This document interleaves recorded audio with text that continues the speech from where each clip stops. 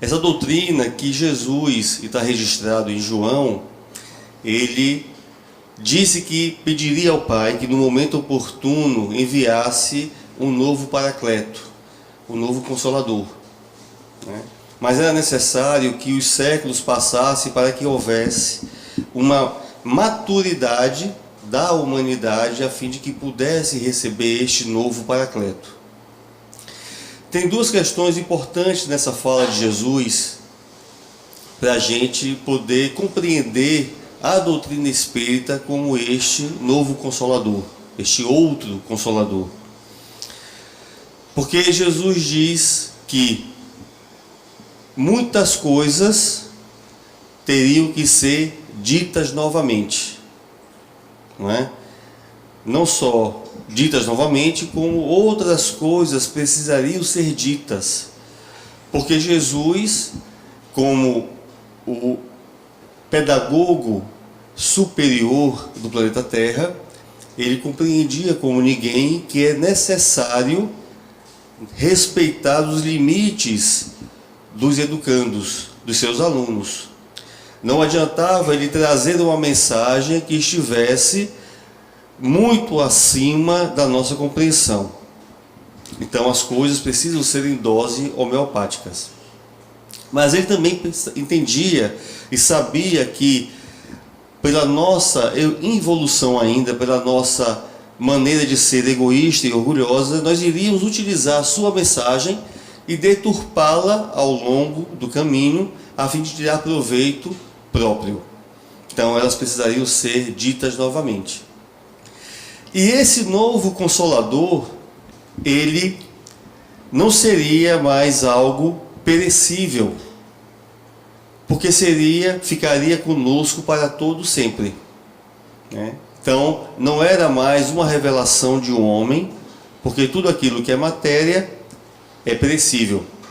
Então os espíritos, de acordo com a ordem dada por Cristo, por Jesus como governador planetário, começaram então a fazer uma comunicação de forma massiva, né? Então os espíritos, como sendo imortais, ficarão para todo sempre. Agora, muitas pessoas acreditam ser presunção nossa dizer que a doutrina espírita é o Consolador prometido. Mas nós não podemos nos orgulhar disso, porque a mensagem da doutrina espírita não pertence aos espíritas, pertence à humanidade. Nós não estamos aqui para competir quem tem a verdade ou não. As informações que nos são passadas devem servir para um aprimoramento individual e, por consequência, coletivo. Então, não estamos em disputa de mercado, não fazemos proselitismo, que é você tentar forçar uma conversão da outra pessoa. Precisamos sim respeitar a opinião de cada um e, quando indagados para explicar determinadas coisas, podemos e devemos colocar a doutrina espírita, a mensagem dos espíritos, para poder consolar corações e consolar os nossos corações. Então a doutrina espírita, ela é uma ferramenta utilizada pela espiritualidade superior para que a gente possa ter ciência do que nós somos efetivamente, o que aqui fazemos, de onde viemos e qual é a nossa destinação. Dessa forma a gente consegue dar passos mais seguros e numa direção mais certa, uma direção que é o caminhar evolutivo. Então a doutrina, ela tem princípios básicos que são importantes a gente refletir sobre eles. O primeiro é Deus, porque Deus é o Criador de tudo. Não podemos tirar Deus em hipótese alguma. Quando Allan Kardec faz a primeira pergunta de O Livro dos Espíritos, que é Deus, né? E aí é importante nós prestarmos atenção em como Kardec faz as perguntas. Não apenas nas respostas, mas a forma como Kardec faz as perguntas já demonstra uma sabedoria e já passa por si só uma mensagem importante. Porque até aquele momento, qualquer pessoa perguntaria quem é Deus. E Kardec tira essa visão antropomórfica, né, de um velhinho sentado no trono. Quem é Deus? A resposta ela é muito curta, e assim precisa ser, porque não tem como explicar o ilimitado, o infinito, para quem é limitado, para quem é infinito, como nós. Então, Deus é a inteligência suprema do universo, causa primeira ou primária de todas as coisas. Deus não tem início.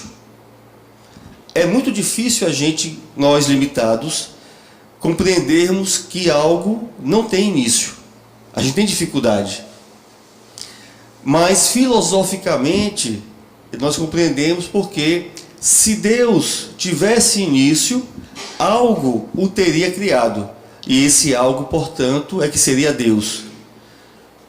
Então Deus não tem início. A criação é toda dele. Mas a criação, considerando que Deus nunca foi ocioso, a criação também, a gente não vai encontrar o seu início. E aí, esse Deus, ele abre um panorama diferente. Porque até então nós tínhamos Deus tribal. Um Deus que defende o meu grupo. É um Deus que ajuda o meu time de futebol a ganhar um campeonato. Até aí não tem problema, mas o difícil é você supor que Deus foi contra outro time. Aí é complicado de você aceitar esse tipo de coisa. Que Deus estaria, portanto, aqui, nesta casa espírita, e não estaria na outra casa dos nossos irmãos protestantes, ou vice-versa.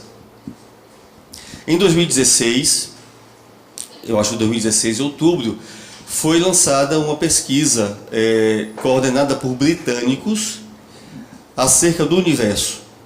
Eles fizeram uma pesquisa de 20 anos, 15 anos, com fotos do satélite Hubble, e aí eles chegaram a um novo número de galáxias que nós, humanos, com os nossos instrumentos limitados, podem calcular. Antes eram 200 bilhões de galáxias que se pensava, né? Com essa nova pesquisa, são 10 vezes mais, 2 trilhões de galáxias. Bom, cada galáxia ela tem milhões ou bilhões de estrelas. Vai calculando aí, tá certo? 2 trilhões de galáxias no universo finito, vezes milhões e bilhões de estrelas. E cada estrela tem ali o seu conjunto de planetas que ela coordena. Calcularam? Bom, fica com esse número aí guardado. Nós temos no universo uma medida chamada ano-luz. O que é um ano-luz? Qual é a velocidade da luz? 300 mil quilômetros por segundo. Isso significa você sair de João Pessoa e ir para Recife, ida e volta, 1.250 vezes em um segundo. Essa é a velocidade da luz. Claro, não pegando esse trânsito, principalmente aquele que você chega em Recife, ali em Abreu Lima, tal, que é terrível. A luz não pega esse trânsito, tá? Então ela consegue fazer em um segundo todas essas vezes de... Bom, quantos segundos nós temos em um ano nosso? Não precisa calcular, eu já fiz para vocês esse cálculo. São 31.536.000 segundos. Tá? Então, você pega 31.536.000 segundos, multiplica por 300 mil, que são os quilômetros percorridos em um segundo, e aí você vai ter quanto um ano-luz percorre em quilômetros. Dá um bocado de número. Bom, qual é a galáxia desses 2 trilhões de galáxias que a gente falou agora há pouco? Tem uma galáxia que é a mais próxima da Terra. Chama-se Andrômeda. Qual é a distância de Andrômeda da Terra? 2.504.000 anos-luz. Se a gente começar a viajar para Andrômeda, quando chegar lá, nós já somos espíritos puros. Né? Então, sabendo desse contexto, nós não podemos imaginar um Deus, um Criador de tudo isso e muito mais, porque apesar de 2 trilhões de galáxias parecer muito para a gente, diante do infinito não é nada. Assim como qualquer tempo que a gente possa imaginar em nossa mente, quando a gente compara com a eternidade, não significa nada. Por isso que, se nós imaginarmos que o nosso destino é termos a perfeição relativa, todos os espíritos são destinados a essa, o momento de insensatez ou de maldade, de imperfeição nossa, tende a zero, porque nós somos eternos e, portanto, nós seremos muito mais bons do que maus. Né? Então Deus é esse Criador de todo o universo. Ele não é o universo, ele é o Criador disso tudo. Então, é um Pai amoroso, um Pai de todos nós, que ama a todos indistintamente. Deus, ele não perdoa, porque ele não se ofende. Nós perdoamos, porque a gente, em algum momento, a gente se ofende, e aí depois então vai e perdoa, faz o exercício para poder, inclusive, se livrar do rancor, da mágoa. Porque quem perdoa é o primeiro beneficiado. O outro pode se beneficiar ou não, mas quem perdoa, esse já se liberta. Então Deus ama a todos, inclusive os políticos. Pode acreditar que são irmãos nossos, né? E portanto precisamos reconsiderar, né, o tipo de vibração que a gente faz quando vê alguém na televisão, em momentos difíceis que nós estamos passando agora, especialmente desse ano que é ano de eleição. Precisamos orar muito e reconhecer que, se nós estivéssemos lá, possivelmente faríamos as mesmas coisas. Portanto, não podemos ou não devemos apontar o dedo e acusar quem quer que seja, ou julgar, né? Porque se no nosso meio a gente também se corrompe, se a gente pratica coisas que não são boas, quando nós lá estivéssemos, a gente também iria reproduzir essas coisas, né? É claro, eu estou generalizando, não é? Você vai ter exceções, mas de uma forma geral, como aqui quem ainda reencarna no plano de provas e expiações, é porque é egoísta e é orgulhoso. E aí já viu, né, a cilada pelas quais nós caímos. Bom, então Deus é o primeiro princípio básico da doutrina espírita. É um Deus de amor absoluto e que ama toda a criação.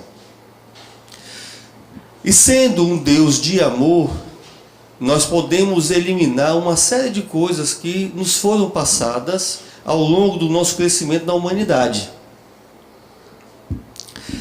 Não há sentido, por exemplo, da existência de um lugar em que nós vamos queimar eternamente. Porque senão a justiça divina, ela era muito pior do que a justiça humana. Nós temos um limite aqui de condenação, de tempo. E será que Deus seria pior? Que tipo de delito eu poderia cometer que representasse eu estar eternamente condenado? Sem falar que o inferno que queima é uma projeção de quem vive no calor. Se você for para, aqui na Terra, para os locais onde o frio é muito intenso, o inferno é o contrário, é de muito gelo.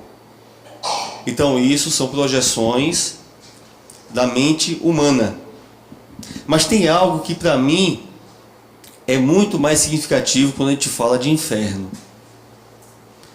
É você supor o seguinte: eu, Paulo, fui para o inferno pelas minhas delinquências, e a minha mãe foi para o céu. Qual é a mãe que poderia ser feliz no céu sabendo que o seu filho queima eternamente no inferno? Seria, então, nós seríamos criados para sermos indiferentes? Né? Não faz sentido. Mas o segundo princípio que a gente queria trazer, vamos trazer aqui 5 princípios, é a pré-existência do espírito e sobrevivência à morte do corpo físico.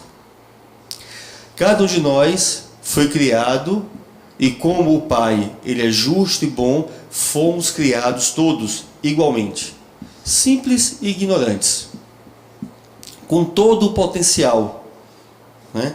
Aquela luz que brilha no Cristo brilha também em cada um de nós.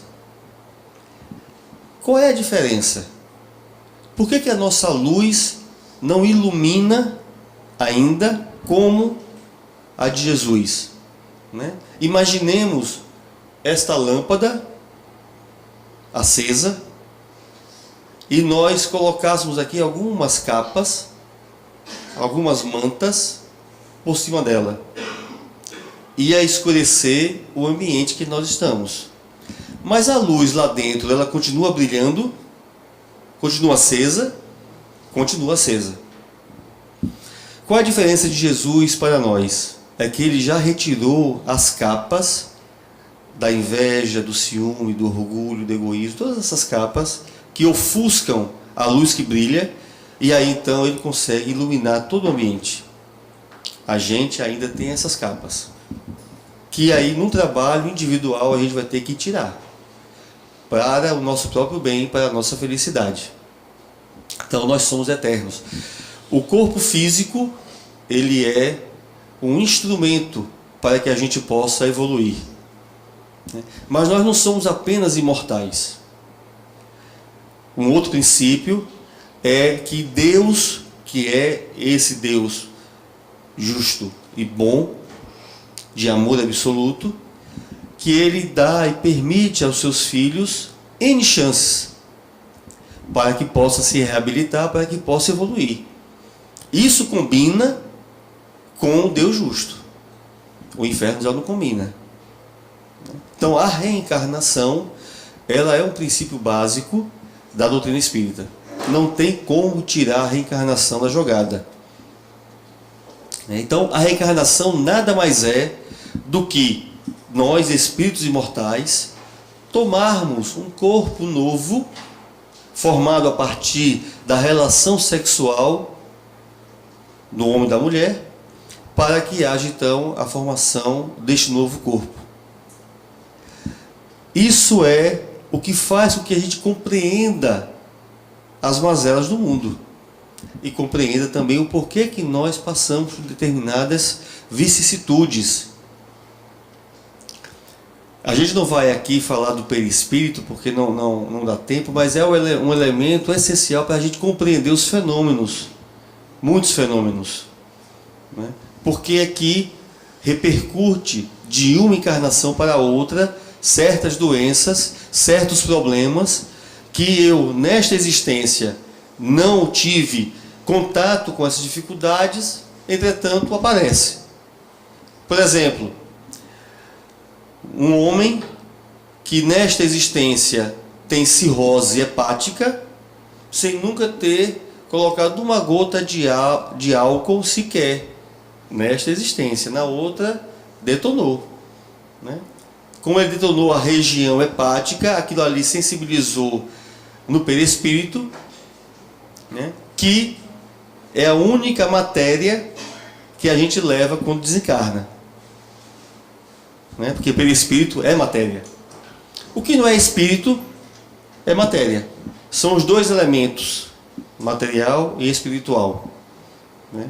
Então, o perispírito, ele, uma vez desajustado, ele vai utilizar o novo corpo físico como cano de escape para que ele possa se reabilitar. E aí você vai ter uma série de problemas em decorrência disso. Muitos. Né? Então a reencarnação, ela é uma bênção divina, né, que faz com que a gente tenha a chance de prosseguir, de evoluir, de nos reencontrarmos para inclusive acertarmos contas, para nos reaproximarmos.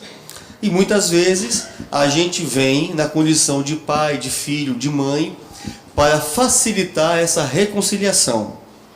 E aí muitos dizem, mas por que eu não me lembro? Por que eu não lembro do passado? Seria tão mais fácil se eu lembrasse, não é, quem eu fui, quem é aquele meu filho. Será? Será que seria fácil alguns aqui reconhecerem em mim o estuprador de ontem?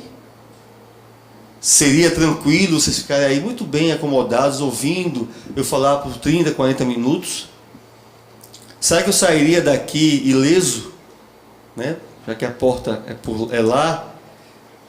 Seria muito mais difícil se nós tivéssemos a lembrança.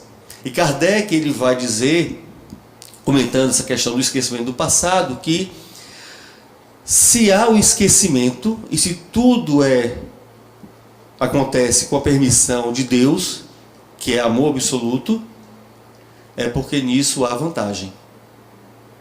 Tenhamos certeza disso. Né? O esquecimento, ele faz com que a gente possa reaproximar. E quando vem aquela criança, né, aquele bebê, e como dizia uma amiga minha lá de Recife, diz assim, mas que pode, né? Barrigudo, careca, sem dente, e a gente acha a coisa mais linda do mundo, o bebê. Né? Então, ele cativa, tudo nisso tem a sabedoria divina, tudo. Né? E não podemos esquecer que aquele filho que chega é um espírito imortal, tão antigo como nós, que traz toda uma história, uma trajetória que vai florescer, que vai aparecer nesta existência. Por isso que precisamos em casa ter o cuidado, como pai, como mãe, como educador, ter o cuidado de não comparar os filhos. Primeiro, bullying, que hoje é uma palavra muito utilizada. Primeiro, bullying e dos mais destrutivos acontece em casa, feitos por pais e mães. Porque compara um com o outro. Olha, esse aqui, né, me dá gosto, estuda, me obedece, e tu não. Presta atenção, mas, bom, começa a xingar, começa a humilhar. Mas toda comparação, ela é ilegítima. Por quê? Porque ali são dois espíritos que têm uma trajetória completamente diferente. Não tem como comparar. O que nós precisamos, e é um esforço, e não é fácil isso, eu como pai, né, sei disso, mas precisamos amar. E não tem como educar igual, porque são espíritos diferentes. Mas percebam que essa informação, ela vem para a gente e facilita. Porque agora eu tenho que olhar para o meu filho não como algo criado através da concepção, através da relação sexual. Ele não iniciou ali. É um espírito imortal. Portanto, a educação que a gente precisa dar é uma educação para o espírito imortal. E não apenas limitada a uma educação para a presente encarnação. É importante? É importante. Mas é muito pouco. Não podemos querer que os nossos filhos sejam apenas bem-sucedidos na vida, né? Homens de bens, no plural. Precisamos nos esforçar para que eles sejam homens e mulheres de bem, no singular. Por isso que os Espíritos, eles, em diversas mensagens, em diversas comunicações, eles pedem para que sejam apresentados ao Cristo, a Jesus, ao Evangelho, quando encarnados, para que ele possa melhor aproveitar a encarnação e não se desviar tanto. E isso precisa se dar nos primeiros anos, né, de preferência a partir da barriga, da gestação. Daí a importância da evangelização, porque é isso que vai fazer toda a diferença para aquele espírito. Porque aquele espírito, ele está num corpo frágil, débil ainda, e por isso mesmo ele não se manifesta tal qual como ele é. Já pensou você receber em casa um filho e já vinha aquela criança arrogante, prepotente, violenta, agressiva que ele é, e que aquela inocência é só aparente? Já pensou? Se assim fosse, a gente não teria essa questão desse aconchego, né, de cuidar. Então ele vem no corpo físico, que vai só conseguir se manifestar tal como ele é quando os órgãos se desenvolvem. E é por isso que quando chega na adolescência, tem muitas vezes transformações bruscas, e você diz, meu Deus do céu, esse não é meu filho não. Meu filho não é esse. O que é isso? Além das transformações do corpo, né, é o espírito que retoma quem ele é de fato. Mas aí, esse espírito, através de um novo paradigma da educação que você deu durante os primeiros anos da sua vida, ele agora vai então tentar aproveitar melhor aquela encarnação. É a base. Não podemos ser relapsos na educação dos filhos, que é uma obrigação nossa, não é da escola. Nos primeiros anos é dedicação, é renúncia. Não tem outra forma.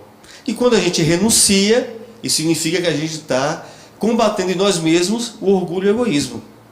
Então é uma via de mão dupla. É um exercício importante para que a gente vá se desmaterializando, porque esse é o processo. O quarto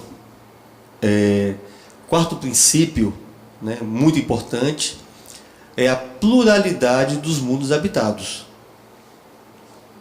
Deus, que é sabedoria infinita, suprema, não poderia criar todos esses planetas, todas essas galáxias, para elas ficarem vazias, sem utilidade.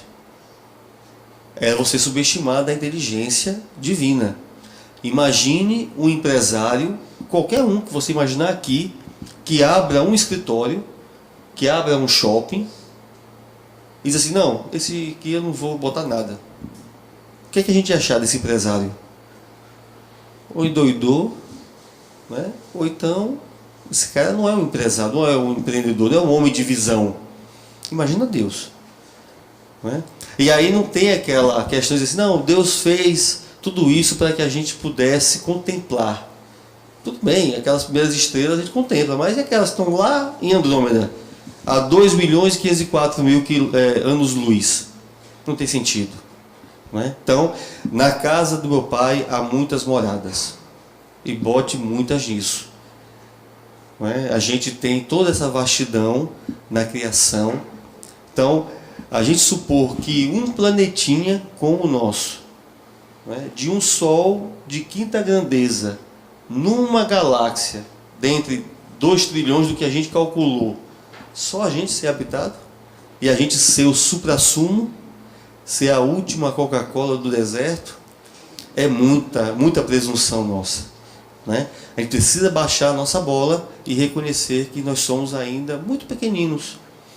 Né? E é por isso que Sócrates, o filósofo, 400 anos antes de Cristo, ele dizia, só sei que nada sei. E não é a falsa modéstia. É porque à medida que nós vamos tomando consciência de tudo isso, a gente vai reconhecendo que o que a gente sabe, em comparação com o que tem para conhecer, é quase nada. É quase nada. Né? Então Sócrates tinha essa percepção. Por isso não era falsa modéstia, era reconhecer de fato que o que tem a caminhar é muito, muito mais ainda. Né? E por fim, temos a comunicabilidade dos espíritos.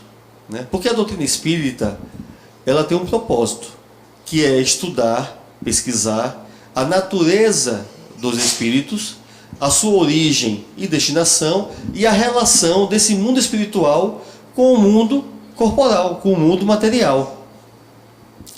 E como é que se dá essa comunicação? Através da mediunidade. A mediunidade é uma faculdade orgânica.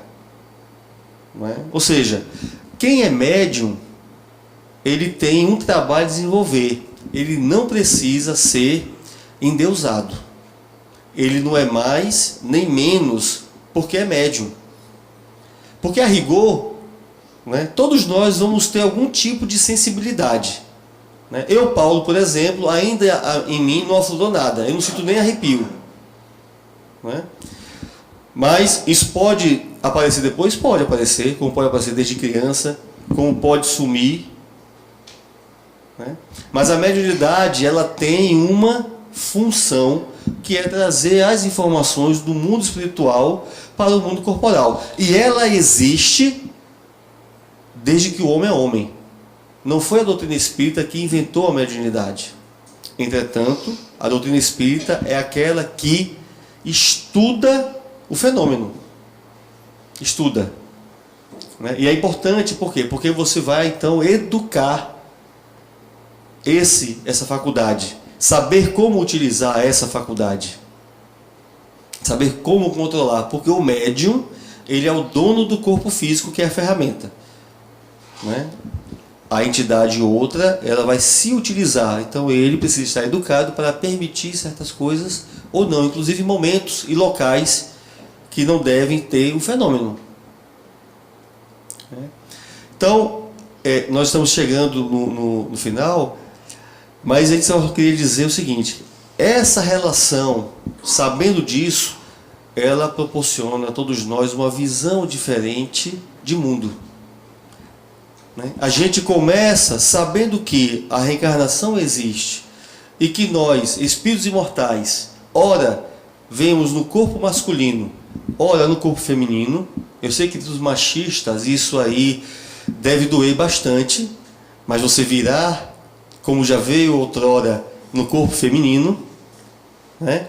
Então nós precisamos, nem que fosse por egoísmo, precisamos ajudar nós homens a ter uma sociedade mais justa, mais igualitária. Uma sociedade que não seja machista. Porque quando nós voltarmos como mulheres, a gente gostaria de encontrar uma sociedade menos hostil. Né? E aí a gente, com a imortalidade, a gente reconhece que não adianta nós fugirmos pelo suicídio. Porque nós destruímos o corpo, mas jamais nos destruímos enquanto espíritos. Essa é a primeira decepção dos suicidas. É verificar que ele permanece vivo. Né? Que nós devemos orar por ele, jamais apontar o dedo e condenar ninguém. Mas a gente, sabendo da pré-existência nossa, e se vem um espírito com anencefalia, é porque aquilo ali é efeito e não causa, e há uma necessidade para o espírito. Portanto, não podemos ou não deveríamos abortar, porque é aquela necessidade de passar poucas horas, inclusive na gestação, recompondo o cérebro, que pode ter, por exemplo, ele pode ter dado um tiro ou pode ter se jogado nos abismos ou de prédios. E aquilo ali danificou a tal ponto que ele precisa de uma gestação para recompor, para iniciar um tratamento. E aí diz: não, isso aqui veio com defeito. Não é defeito, é necessidade. Então tudo está muito bem dirigido. Né? Não façamos as nossas suposições achando que Deus errou, que aquilo ali não tem um sentido. Tem sentido sim. Né? Queria agradecer a paciência de vocês em nos escutar. Né? E, se Deus quiser, Se a casa permitir, a gente volta em outras oportunidades. Tá? Tenham todos um bom final de semana, um bom dia. Obrigado.